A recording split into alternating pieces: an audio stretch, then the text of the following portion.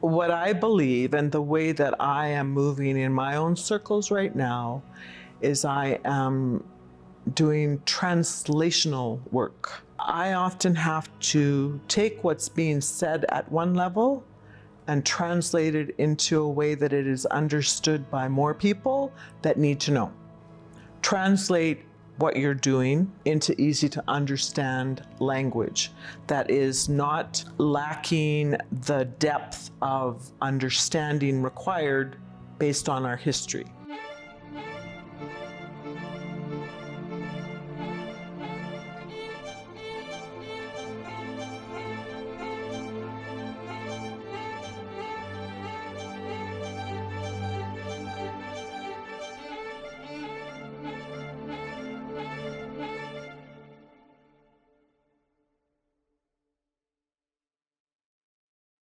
You'd like to introduce yourself? Oh, well, some people refer to me as your worship. Just kidding. I stand in a place of my ancestors, where my ancestors, of course, were all over this area. I was saying that I carry my medicine with me, and over time have been taught where to find the medicines that I need to share, how to use them, just to have a lot of respect. So I think part of that comes as I grow into my names, not only my colonial names, but the other names that I've been given.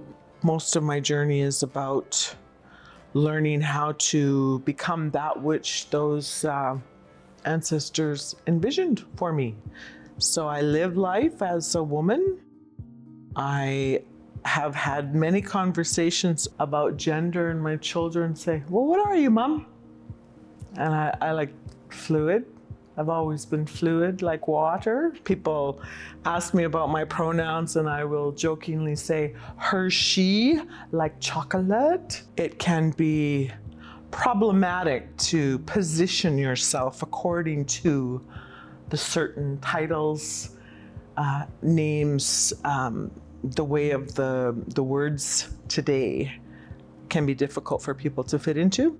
So I like the term fluid, shifting, growing, living, all of those things.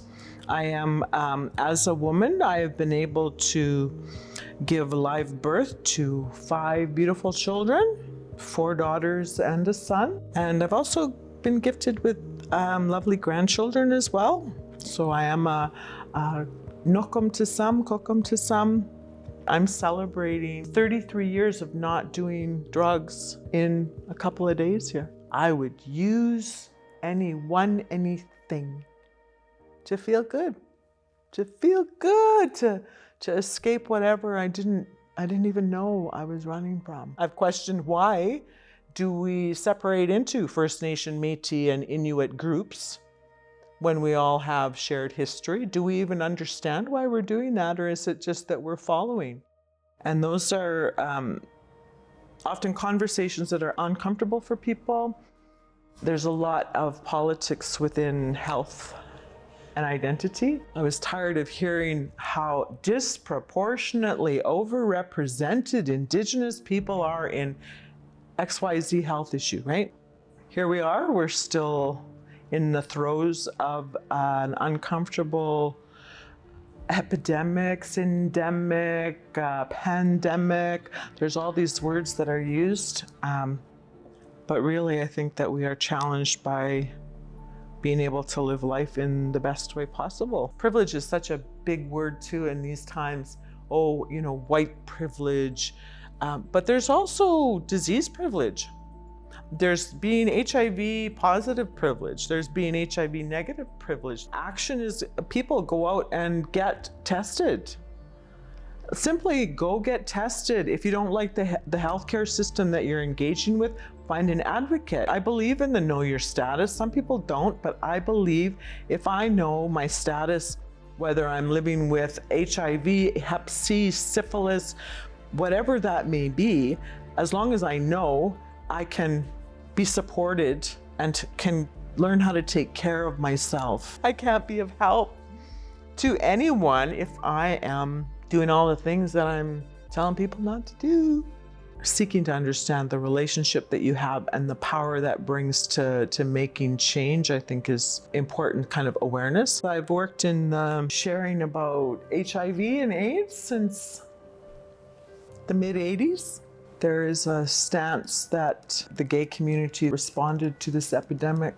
And I think we forget people like myself who did not become part of that community for a long time, that were also at the forefront of the movement. And there is a lot still to be done to create a unified effort and to start including people who have not been included in this movement for some time for a variety of reasons. So I guess I go a lot into critiquing the way that we position ourselves as people, the way that we position ourselves within health, within the broader understanding of Indigenous health. Some of the best work that I've ever been able to do is to translate what that means into terms people can understand and actually act on and live by. Have been able to see people, including not only individuals, but like tribal councils and organizations, take on a role, organizing awareness campaigns.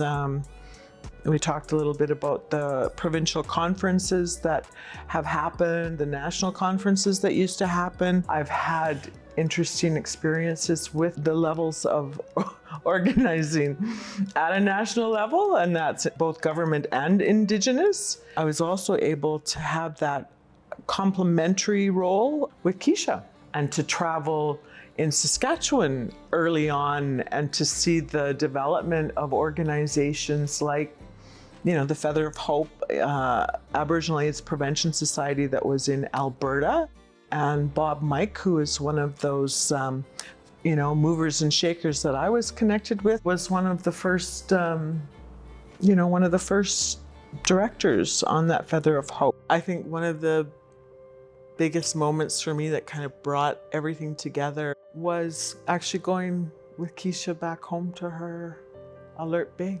They were demolishing the residential school. Keisha and I walked through that community and she told me things about growing up. The story was really deep and I was so honored. My board is such an amazing, insightful group. One of the things that they gave me in terms of a gift or advice is, once you're done your school and this project, we want you to do some research on sexual abuse and its connection to the sexuality of today and, the rise of HIV, syphilis, and other STIs. They're such brilliant governing, loving board family members, right? Like they're just people that understand all these connections. I always like to honor the relationship that I have developed over time with Ken and Keisha.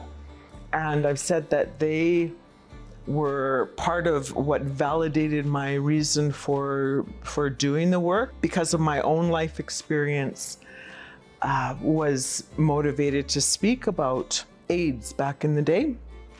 And yet there were no people that were openly public about it.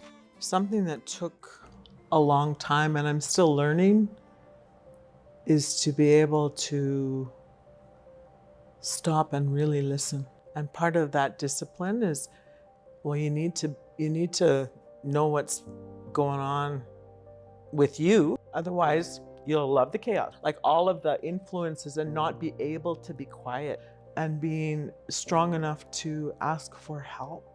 I was so privileged to be in places of learning with older people that took the time to say, there is depth to that. There is a whole teaching and sacrifice that went into that.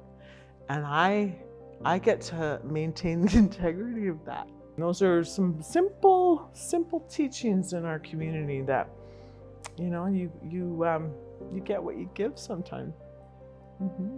And I got lots of love.